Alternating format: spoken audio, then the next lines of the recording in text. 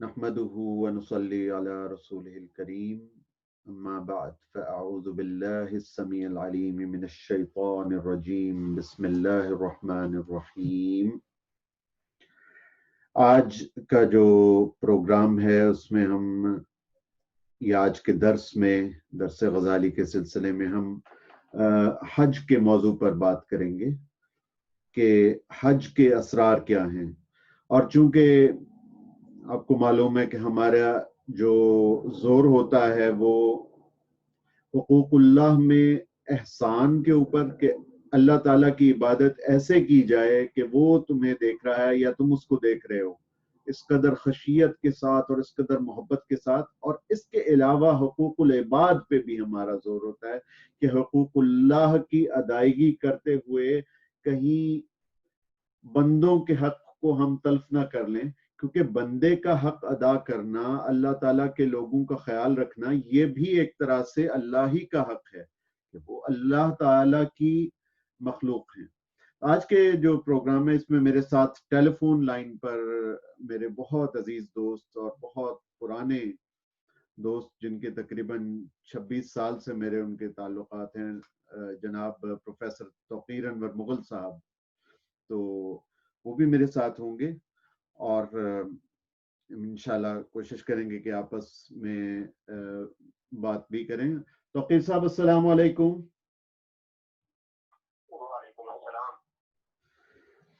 तो हज का हम जिक्र करते हैं तो हज में ये है कि कुरान शरीफ की जो आयत है कि अल-यौमा अकमलतु लकुम दीनकुम व अतममतु अलैकुम निअमती व रदीतु लकुमुल इस्लाम दीना।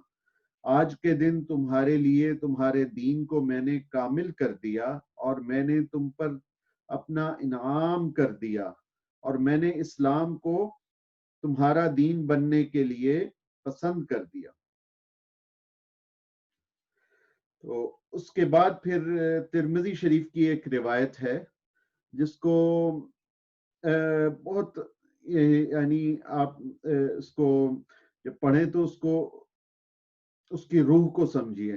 तो वो है कि मन माता वलम यहज फलयमुत इंशा यहूदियों व इंशा नसरानिया, के तिरमिज़ी शरीफ की रिवायत है। और इब्न उदई और अबू हुरैरा रज़ी अल्लाह ताला अन्हु उसके रावी हैं कि हुज़ूर सल्लल्लाहु अलैहि वसल्लम ने फरमाया कि जो शख्स हज किए बगैर मरे तो वो चाहे तो यहूदी मरे और चाहे नसरानी मरे।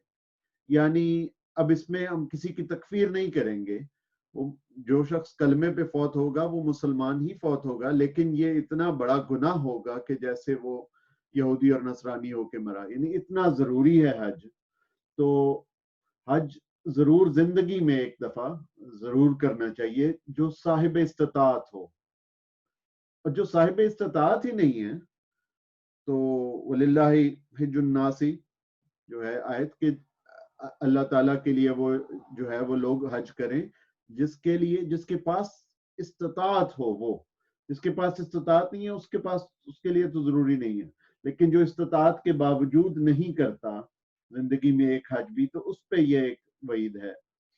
तो उसको फिर चाहिए कि उसके, अगर वो नहीं कर सका तो उसके जो अइज़ा व अक़रबा हैं, जो उसके लवाहिकीन हैं, जो उसकी औलाद है, वो हज बदल के तौर पे उसका एक हज अदा कर दे अलहदा से, अपने हज के एडिशन में और अपने हज की इजाफत के साथ। यानी अपना हज अलहदा करें और अपने बाप की तरफ से अलहदा हज कर दें, ताकि वो एक फरीजा जो जिंदगी में एक मर्तबा अदा करना है वो अदा हो जाए।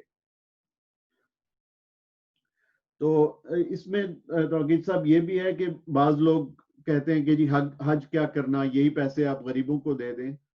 तो उन लोगों की खिदमत में हम यही अर्ज कर सकते हैं कि एक दफा हज करना बहुत जरूरी है। इसके अलावा आपकी मर्जी है, जो हज करना चाहे, जो उम्रा करना चाहे, उसको हमने नहीं रोकना। वो चाहे हर साल जाए। और जो नहीं चाहता और जो ये चाहता है कि वो गुरबा की मदद करे, सौ बिस्मिल्लाह, बहुत नेक काम है। लेकिन जिंदगी में एक हज तो करना है ना। उसके अलावा फिर जो चॉइस है, हमें दोनों तरफ के लोगों का एहतराम करना होगा जो कि एक से ज्यादा उम्रे करते हैं, बशर्ते कि वो गरीबों का भी साथ साथ ख्याल रखते हों। और جو ہے وہ حلال کے پیسوں سے حج اور عمرہ کرتے ہوں، ویل اینڈ گڈ، وہ چاہے ہر سال کریں، ہر 2 سال کے بعد کریں، وہ اٹس اے ٹورزم، تو اس میں ایسے لوگوں کو ہم ڈسکریج نہیں کریں گے۔ اور جو لوگ کہتے ہیں کہ جی ہم غریبوں کی خدمت کریں گے، ضرور کریں، وہ سب سے پہلے وہ دوسروں پہ اعتراض کرنے کی بجائے وہ غریبوں کی خدمت کریں، بہت اچھی بات ہے۔ لیکن زندگی میں ایک حج یہ صاحب استطاعت پر فرض ہوگا۔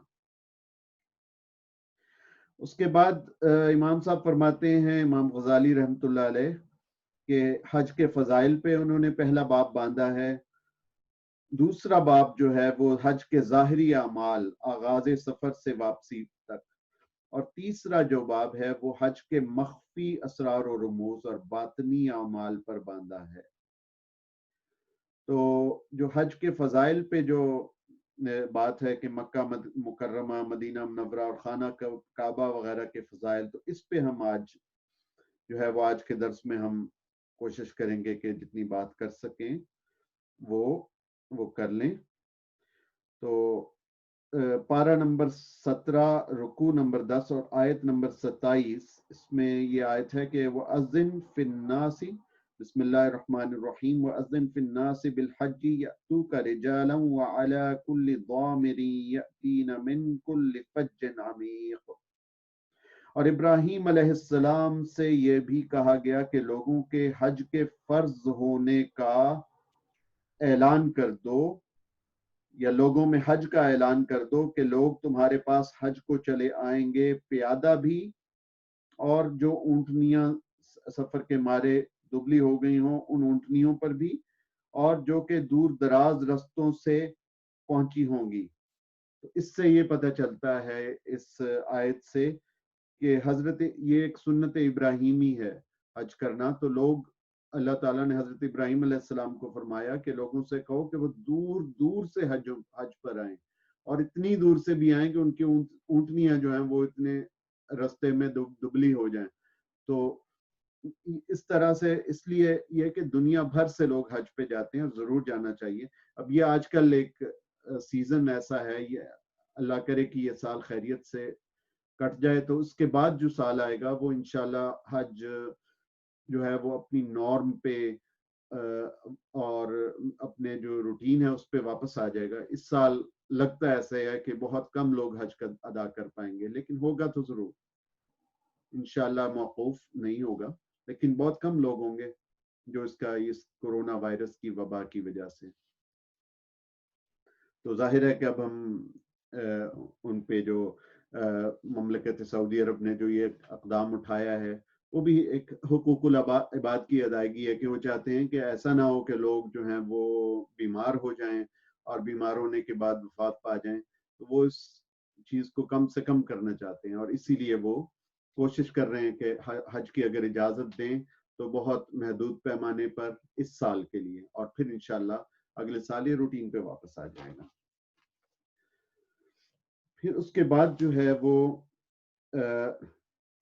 ایک آگے جو آیت ہے، اگلی آیت میں لیشہدوا منافع لہم، تاکہ اپنے دینیا اور دنیاوی فوائد کے لیے موجود ہوں، یعنی حج کے فوائد ہوتے ہیں، آپ دیکھ لیں کہ دینی اور اخروی فوائد تو ہیں ہی نا، باطنی فوائد یہ ہیں کہ آپ گئے ہیں، آپ نے سب اللہ تعالیٰ کی بارگاہ میں آپ حاضر ہو گئے ہیں، اور آپ بالکل ایک طرح سے بیٹھ گئے ہیں وہاں پہ، اور سب کچھ آپ نے اللہ تعالیٰ کی راہ میں وقف کر دیا، اپنا سارے کا سارا ٹائم۔ تو تزکیہ آپ کے باطن کا انشاءاللہ اس سے تزکیہ ہو جائے گا، اور آپ اپنے دل کو صاف کریں گے، اپنے آپ کی اپنی توبہ کریں گے، گناہوں سے توبہ کریں گے، اور اپنے دل کو اور اپنے باطن کو آپ چمکائیں گے، اور اس طرح سے لوٹیں گے حج سے جیسے آپ معصوم ہو کے لوٹتے ہیں۔ تو یہ حج کا ایک اصل جو مقصد ہے کہ گناہوں سے پاک صاف ہو کر لوٹنا، اور اسی مقصد پہ ہمیں عمل پیرا ہونا چاہیے، اس کی کوشش کرنی چاہیے کہ گناہوں سے پاک صاف ہو کے واپس لوٹیں، اور آئندہ کے لیے ارادہ ہو کہ آئندہ گناہ نہیں کریں گے. اور حج جلد سے جلد کرنا چاہیے. انڈونیشیا کے لوگوں میں رواج ہے کہ وہ حج جوانی میں کرتے ہیں، اور بلکہ جب شادی ہوتی ہے تو شادی شدہ کپل سب سے پہلے حج کرنے جاتا ہے. ہمارے پاکستان کے لوگوں میں رواج ہے کہ بچوں کی شادیاں کرنے کے بعد حج کرتے ہیں، اور دیکھتے ہیں کہ اگر ہم صاحب استطاعت ہوئے تو ٹھیک ہے یہ بھی، لیکن بہتر یہی ہے کہ آپ بچوں کی شادیوں سے پہلے ہی اگر آپ میں استطاعت ہے تو جوانی میں حج کر لیجئے. یہ بہت بہتر ہے بنسبت بڑھاپے میں کرنے سے. پھر ایک حدیث آتی ہے جس کے راوی ہیں حضرت ابو ہریرہ رضی اللہ تعالیٰ عنہ، اور بخاری و مسلم میں یہ آتی ہے کہ جس شخص نے کعبہ کا حج کیا اور حج کے دوران فحش گوئی نہ کی، گناہ نہ کیا، تو وہ اپنے گناہوں سے اس طرح پاک ہو جائے گا جیسا کہ اس دن تھا جس دن کہ اس کی ماں نے اسے جنا تھا. اس طرح سے یعنی یہ گناہوں سے یہ پاک ہو جاتا ہے. پھر اس کے ہم توقیر صاحب ہم دنیا کے جو فوائد تھے، دنیاوی فوائد، اس کی ہم بات کر رہے تھے. تو اس میں یہ ہے کہ آپ دیکھیں کہ کس طرح سے مختلف لوگوں کا روزگار لگا ہوتا ہے. اب یہ کچھ لوگ جو کہتے ہیں کہ جی قربانی کیا کرنی، ویسے ہی غریبوں کو پیسہ دے دیں، تو اس میں بھی غریبوں کا بھلا ہوتا ہے، حج کے ذریعے بھی، قربانی کے ذریعے بھی. کیوں توقیر صاحب آپ سمجھ رہے ہیں نا؟ جی، وہ جو بہت سارے لوگوں کو گوشت پہنچایا جائے گا، اور بالکل قربانی کے حوالے سے جو ان کے روزگار میں اضافہ ہوگا. جی بالکل خریداری میں. جی. پھر اسی طرح لوگوں کا اس سے بزنس وابستہ ہوگا، جو کہ حجام اور حلاق بیٹھے ہیں جو مکہ شریف میں ہیں، ان کا اپنا کام ہے. پھر حج کے دوران جو لوگوں کے منا میں آ کے لوگوں کے سر کے بال صاف کریں گے، ان کا اپنا ایک بزنس ہوگا. پھر جو لوگ سپلائی کر رہے ہیں، جو خرد و نوش کی چیزیں فوائد سپلائی کر رہے ہیں، وہ سستے داموں اگر سپلائی کرتے ہیں تو اللہ تعالیٰ ان کے کام میں بھی برکت ڈالے گا. تو لوگوں کے بزنسز بھی، کاروبار بھی اس سے وابستہ ہوتے ہیں، اور اس طرح یہ ایک گیو اینڈ ٹیک ہوتا ہے. اور اسی طرح قربانی میں بھی ہوتا ہے کہ جو قصائی ہوگا اس کی آمدن بھی اسی مہینے میں زیادہ ہوگی.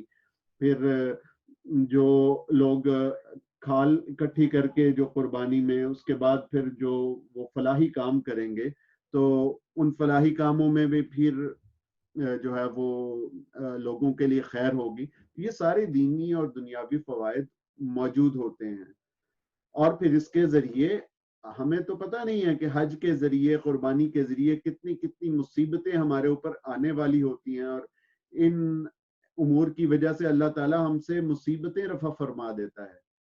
خدا نخواستہ کسی کا ایکسیڈنٹ ہونا ہو، کچھ ہو جائے، تو یہ ساری جو مصیبتیں ہیں وہ ہم سے ٹل جاتی ہیں. تو یہ بھی دنیاوی فوائد.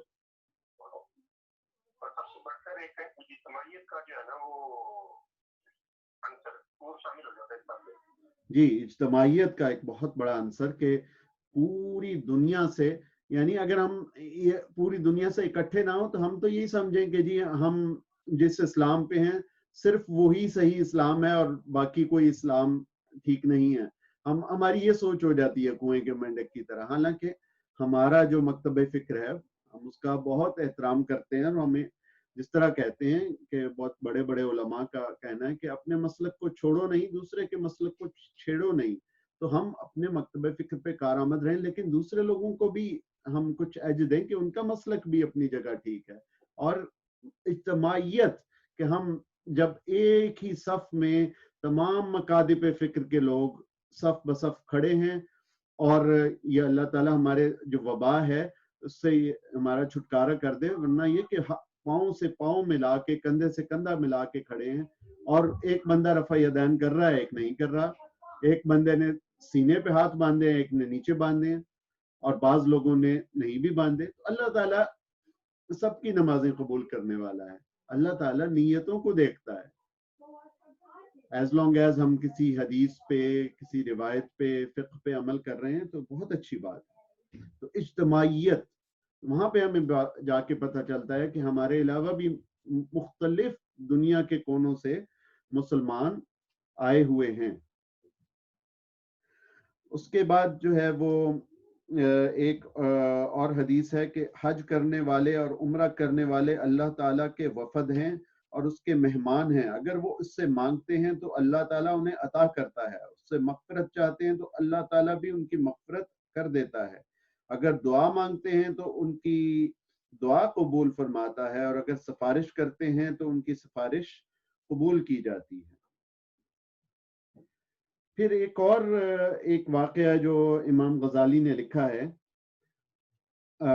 وہ اس کا تعلق کشف کے ساتھ ہے، تو وہ ضمناً میں عرض کر دیتا ہوں۔ ہمارا مقصد جو ہماری جو سٹنگز ہے، اس کا مقصد کشف و کرامات کو بیان کرنا نہیں ہے، اور یہی امام غزالی نے بھی ان چیزوں کا ذکر بہت کم سے کم رکھا ہے، حالانکہ وہ اتنے پائے کے بزرگ تھے کہ انہوں نے مجاہدوں میں اپنی زندگی گزاری اور اکیلے میں تنہائی میں، لیکن انہوں نے ایسی کسی چیز کو بیان نہیں کیا، کیونکہ بیان ہم نے ایسی چیزیں کرنی ہیں جن کا تعلق ڈائریکٹ اصلاح باطن کے ساتھ ہو اور آخرت کے ساتھ ہو، تو ان چیزوں سے لگتا ہے کہ یہ کوئی دنیاوی فوائد ہیں، حالانکہ اگر کسی کو کشف ہو جائے تو وہ بھی انسانیت کے دین کی بھلائی کے لیے ہوتا ہے بنیادی طور پہ۔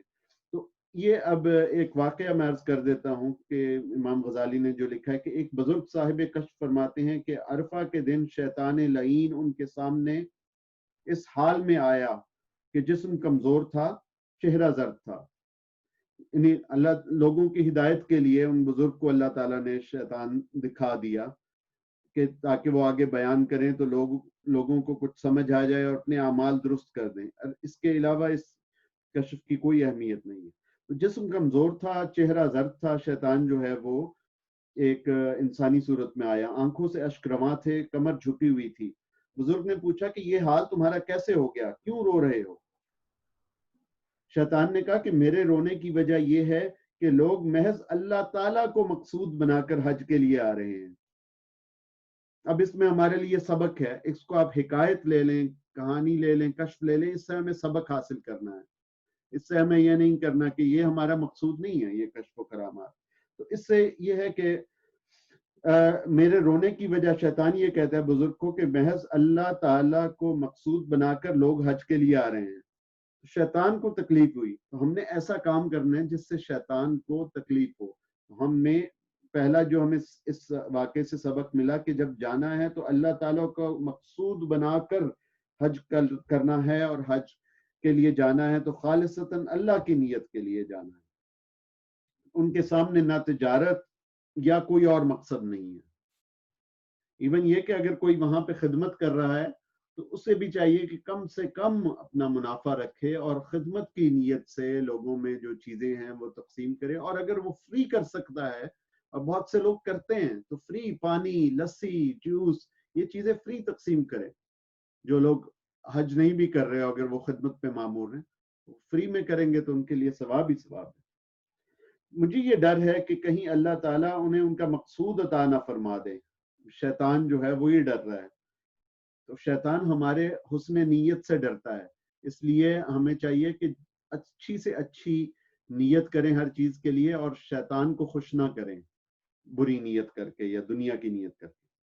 اب آگے بزرگ پوچھتے ہیں کہ تیرے کمزور اور لاغر ہونے کی کیا وجہ ہے؟ شیطان نے کہا کہ میں دیکھ رہا ہوں کہ لوگوں کے گھوڑے راہ خدا میں ہنہنا رہے ہیں، اور اگر وہ میرے راستے میں آوازیں نکالتے تو میرا جسم خوشی سے پھول جاتا، یعنی راہ خدا میں ہنہنا رہے ہیں، میری راہ میں، شیطان کی راہ میں نہیں ہنہنا رہے، اس کو یہ کیوں رہا ہے؟ آگے ان بزرگ نے پوچھا کہ تیرا چہرہ زرد کیوں ہے؟ شیطان نے جواب دیا کہ لوگوں کو اطاعت خداوندی پر ایک دوسرے کی مدد کرتے ہوئے دیکھ رہا ہوں۔ اب یہ دیکھیں نا، حج کے دوران ایک دوسرے کی مدد کرنا، ساتھ والے خیمے میں کوئی بیمار ہے تو اس کی بیمار پرسی کی جائے۔ ہم نے جب 1992 میں آخری دفعہ میں نے حج کیا تو ہمارے ساتھ ایک ڈاکٹر صاحب بھی تھے، تو وہ سب کا یعنی وہ پوچھتے تھے، اپنی دوائیاں اپنے ساتھ لے کے آئے ہوئے تھے، اور وہ جہاں جس کو ضرورت ہوتی تھی وہ اس کا علاج کرتے تھے۔ تو آگے اس سے شیطان یہ پوچھتا ہے، شیطان سے پوچھتے ہیں کہ وہ، ہاں تو یہ آگے کہہ رہا ہے شیطان ان بزرگ سے کہ اگر وہ گناہوں پر ایک دوسرے کے ممد و مددگار ہوتے، معاون ہوتے، تو میرے چہرے کا رنگ کچھ دوسرا ہوتا، انہیں کھل اٹھتا۔ آگے پوچھتے ہیں کہ تمہاری کمر کیوں ٹوٹ گئی ہے؟ بزرگ نے پوچھا شیطان سے۔ انہوں نے کہا بندے کی اس دعا نے میری کمر توڑ دی ہے۔ اسألک حسن الخاتمہ، میں تجھ سے حسن خاتمہ کی درخواست کرتا ہوں یا اللہ، کہ میں تجھ سے، شیطان کبھی بھی نہیں چاہتا کہ ہم جب جس حالت میں مریں تو ہمارے زبان سے لا الہ الا اللہ نکلے اور ہم کوئی نیک کام کرتے ہوئے فوت ہو جائیں۔ شیطان تو چاہتا ہے کہ ہم جہنم میں جائیں اور ہمارا جو خاتمہ ہے وہ گناہ کرتے ہوئے ہو۔ تو ہمیں اب جب یہ انسان یہ دعا کرتا ہے کہ میں جو ہے وہ اللہ تعالیٰ میرا خاتمہ ایمان پر فرمائے، تو شیطان کو بڑی تکلیف ہوتی ہے۔ اور ہمارے جو جامعہ اشرفیہ کے بزرگ تھے مفتی عبید اللہ رحمۃ اللہ علیہ، ہر جمعے کو وہ خطبے کے بعد دعا فرماتے تھے نماز کے بعد، اور کہتے تھے کہ میرے لیے خصوصیت سے دعا کریں کہ خاتمہ ایمان پہ ہو۔ اور پھر الحمدللہ میں نے ان کی آخری ویڈیو بھی دیکھی وفات سے پہلے، اور بہت اچھی نصیحتیں کر کے گئے، اور الحمدللہ ان کا جو خاتمہ تھا وہ ایمان پر ہوا۔ پھر آگے ایمان، تو یہ ساری حکایت تھی۔ آگے جو ہے امام صاحب فرماتے ہیں کہ میں کہتا ہوں کہ اگر یہ حج کرنے والے اپنے عمل کے بارے میں عجب میں بھی، یعنی غرور میں، خود پسندی میں مبتلا ہو جائیں، تب بھی مجھے ڈر ہے کہ یہ لوگ اس دعا کی برکت سے اپنی برائی سے واقف ہو جائیں گے۔ تو امام صاحب یہ فرماتے ہیں کہ حج ضرور کرے انسان، لیکن اس پہ غرور اور تکبر نہ کرے۔ تو بہتر یہی ہے، بہت سارے لوگوں نے اپنے نام کے ساتھ حاجی لگایا ہوتا ہے، ٹھیک ہے، احترام کرتے ہیں، مذائقہ نہیں ہے، لیکن بہتر یہی ہے کہ نہ لگایا جائے، کیونکہ اس طرح سے آپ اپنی نیکی کی تشہیر کر رہے ہیں اپنے حاجی ہونے کی۔ تو بہتر یہ ہے کہ اگر آپ نہ لگائیں تو زیادہ اچھی بات ہے۔ جو لوگ لگاتے ہیں وہ اس نیت سے کرتے ہیں کہ وہ اپنا ایک اللہ تعالیٰ کی محبت میں اپنے ساتھ حاجی لگاتے ہیں، تو وہ پھر ان کی نیت کے مطابق اللہ تعالیٰ ان کو بھی ثواب دے گا۔ آپ کو معلوم ہے، میں نام نہیں لوں گا، لیکن ہمارے بہت ہی معزز جو ایک استاد ہوتے تھے حاجی صاحب، بہت بہت پیارے آدمی تھے، اور ان سے زیادہ شفیق استاد میں نے نہیں دیکھا ہے۔ اتنا پیارا، وہ ہمیں بایولوجی پڑھایا کرتے تھے، آپ کو یاد ہوگا توقیر بھائی، نام نہیں لینا۔ جی جی جی۔ تو ظاہر ہے کہ انہوں نے بہت اچھی نیت کے ساتھ اپنے نام کے ساتھ لگایا ہوا تھا، بہت اچھی بات ہے۔ تو نیت ہونا ہے، نیت اصل چیز ہے۔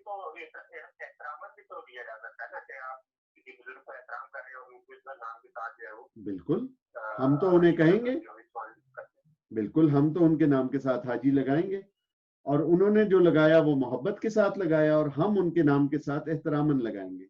لیکن کوئی شخص اس طرح سے نہ لگائے کہ لوگ مجھے نیک سمجھنے لگ پڑیں، یا بعض لوگ جو ایسے کرتے ہیں نا، میں ان لوگوں کی طرف میرا اشارہ ہے کہ ہمارے جو پروفیسر صاحب تھے وہ تو بہت عظیم آدمی تھے، اور اللہ تعالیٰ جو ہے وہ ان کی جو نیکی درجات بھی بلند فرمائے، نیکی میں مزید اضافہ فرمائے۔ لیکن بعض لوگ جو ہیں وہ حاجی لگا کے تو آگے اسمگلنگ کرنا شروع ہو جاتے ہیں۔ ایسے لوگوں کی طرف جو ہے ان کی ہم مذمت کرتے ہیں کہ ان لوگوں کے لیے بہتر ہے کہ وہ حاجی نہ لگائیں۔ یعنی اب ایک حاجی صاحب تھے، وہ لاہور میں ان کا بزنس تھا، اور پتہ چلا کہ جی وہ اس زمانے میں علاقہ غیر ہوتا تھا، اب اللہ کا شکر ہے کہ ہماری فوج نے اس علاقے کو پاکستان میں مکمل شامل کر دیا۔ وہاں پہ ان کا بزنس تھا، وہ اسمگلنگ بھی کرتے تھے، نام حاجی تھا۔ تو ایسے لوگوں کا جو ہے وہ حوصلہ شکنی ہونی چاہیے، کہ اور ان کو چاہیے کہ وہ اپنے گناہوں سے توبہ کریں۔ تو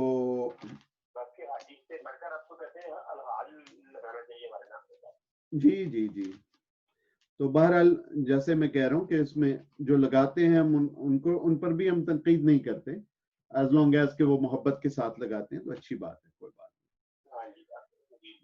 اچھا، اس کے بعد جی جی جی بالکل، اللہ تعالیٰ نیت کو دیکھتا ہے۔ تو پھر اس کے بعد جو ہے وہ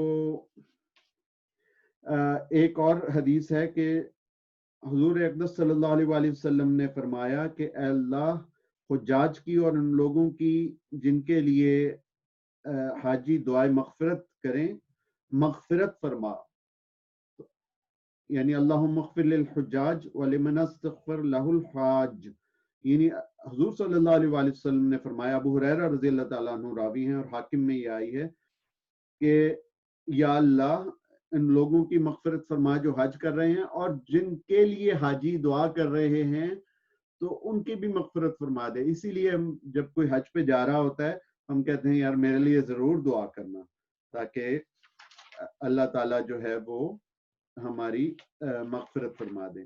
تو توقیر صاحب میرا خیال ہے آج کی نشست یہیں تک رہنے دیتے ہیں، اور آگے جو ہے وہ انشاءاللہ نیکسٹ ویک وہ ہم بیت اللہ شریف اور مکہ مکرمہ کی فضیلت پہ بات کریں گے، اور اس میں ہم پھر عمرے پہ بھی ساتھ بات کر لیں گے، حج اور عمرے کی اکٹھا ہی ہم ذکر کر لیں گے۔ تو آج ہم نے حج کی جو فضیلت ہے، اچھا بیفور آئی کلوز، تو ہم نے حقوق العباد کی جو بات کر رہا ہوں کہ جو عمرے کے حقوق العباد ہیں وہ تو ہم بعد میں بات کر لیں گے، لیکن جو منا اور مزدلفہ کے دوران جو حقوق العباد ہوتے ہیں اس میں یہ ہے کہ جب آپ چل رہے ہوں تو لوگوں کو ٹکر نہ ماریں، لوگوں کو دھکے نہ دیں۔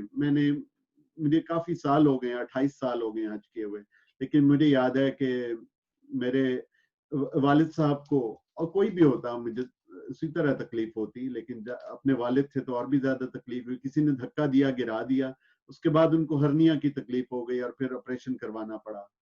تو یہ کام نہ کریں، دھکے نہ دیں، اور ہمیشہ لوگوں کی خدمت کریں، کسی سے ناجائز منافع نہ کمائیں، منافع اتنا رکھیں جتنا آپ کے لیے ضروری ہے، اور اگر آپ کی اتنا ظرف ہے کہ آپ فری میں خدمت کر سکیں تو فری میں لوگوں کی خدمت کریں، اور کسی کو تکلیف نہ دیں دوران حج۔ اور پھر جو ہمارے جو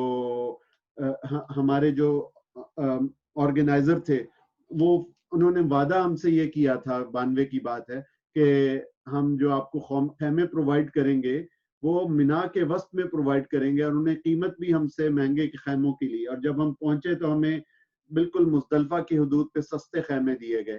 تو یہ ساری باتیں اگر آپ حجاج کی خدمت کر رہے ہیں تو یہ پھر آپ کو اس کا ثواب کی بجائے الٹا گناہ ہوگا۔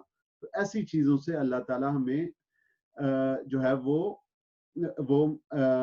بچائے، اور ایسا نہ ہو کہ ہم ثواب کی بجائے گناہ کما کے لوٹیں۔ اور یہ میرا جو پیغام ہے یہ حجاج کے لیے بھی ہے، اور جو لوگ حجاج کی خدمت پہ مامور ہوتے ہیں اور جو ان کے انتظامات کرتے ہیں ان کے لیے بھی میرا یہی پیغام ہے۔ تو اسی کے ساتھ ہم آج کا جو ہے وہ درس ہے اس کو ختم کرتے ہیں، اور توقیر صاحب آپ کا کوئی اس میں مزید سوال ہے اس بارے میں؟ یہ جو حقوق العباد کا عنصر ہے یہ کس حد تک اہمیت رکھتا ہے؟ دیکھیں بہت بہت زیادہ حقوق العباد کی بہت زیادہ اہمیت ہے، کہ اللہ تعالیٰ جو ہے وہ اپنے حقوق، تو اس میں کوئی کمی کوتاہی رہ گئی تو اللہ تعالیٰ شاید اس کو معاف کر دے، لیکن جو اگر آپ نے کسی کو تکلیف دی ہے اللہ تعالیٰ کے بندے کو یا اللہ تعالیٰ کی مخلوق کو، میرے مرشد سید سرفراز احمد شاہ صاحب فرماتے ہیں اللہ تعالیٰ کی مخلوق، تو مخلوق میں پودے بھی آتے ہیں، آپ احرام کی حالت میں ہوں تو آپ کوئی پتا بھی نہیں توڑ سکتے، اور آپ اپنے آپ کو بھی کچھ چھوٹی سے چھوٹی ایذا بھی نہیں دے سکتے، آپ اپنے ناخن نہیں کاٹ سکتے اس حالت میں، آپ کوئی چونٹی کو نہیں مار سکتے، مکھی کو نہیں مار سکتے، تو شکار نہیں کر سکتے، وہ سارے مخلوق کے رائٹس ہیں۔ تو جب پرندوں کے اور جانوروں کے اور جو چھوٹی چھوٹی چیونٹیاں ہیں اور پودوں کے اتنے رائٹس ہیں، تو پھر جو انسانوں کے رائٹس ہوں گے وہ کیا ہوں گے؟ تو یہ اسی طرح جس طرح ہم نے ابھی رمضان شریف گزارا ہے، تو رمضان شریف میں جب ہم نے روزے رکھے تو ہم پہ وہ جو جائز چیزیں تھیں وہ بھی حرام ہو گئیں، کہ آپ اپنا کھانا نہیں کھا سکتے بٹوین دی آورز جو آپ کے روشنی کے ایام ہیں، اور آپ اندھیرے میں آپ کھانا کھا سکتے ہیں، تو پھر جو ناجائز چیزیں تھیں وہ تو بہت زیادہ ناجائز ہو گئی۔ اسی طرح یہاں پہ جب آپ ایک جائز چیزیں آپ کے لیے ناجائز ہو گئیں کہ آپ جو ہے وہ مکھی کو، بھیڑ کو، کسی چیز کو آپ نہیں مار سکتے. یہ مجھے معلوم نہیں ہے، علماء میری درستی کروا سکتے ہیں کہ بھیڑی یا چوہے کو مارنا اس حالت میں جائز ہے کہ نہیں ہے، حرام کی حالت میں. یہ علماء ہی بہتر بتا سکتے ہیں، لیکن جنرلی چونٹیاں اور چھوٹی چھوٹی مکھیاں اور یہ پودے، ان کو نہیں آپ کچھ کر سکتے. تو پھر جو انسانوں کے جو حقوق ہوں گے وہ کس قدر بلند ہوں گے. تو انسانوں کے ساتھ آپ نے بہت اچھے طریقے سے پیش آنا ہے، اور اس بات کا عہد کرنا ہے حج میں کہ ہم جب واپس لوٹیں گے تو انسانیت کے لیے بہت اچھے ہو کر لوٹیں گے. اور ظاہر ہے کہ اللہ تعالیٰ کے جو حقوق ہیں وہ بھی ہم اچھے طریقے سے ادا کریں گے، نمازوں کی پابندی کریں گے، ذکر کریں گے، درود شریف پڑھیں گے، یہ ساری چیزیں ہوں گی. اور کوئی سوال؟ جی بہت اچھی رہی یہ نشست، انشاءاللہ تعالیٰ جو ہے وہ اعلیٰ آپ پہ علم میں اضافہ فرمائے، دعا اور فرمائے، ہمیں آمین. جو ہے وہ عمل کرنے کی جو ہے وہ توفیق عطا فرمائے. تو ناظرین، اسی کے ساتھ ہم آپ سے اجازت چاہتے ہیں. وآخر دعوانا ان الحمد للہ رب العالمین.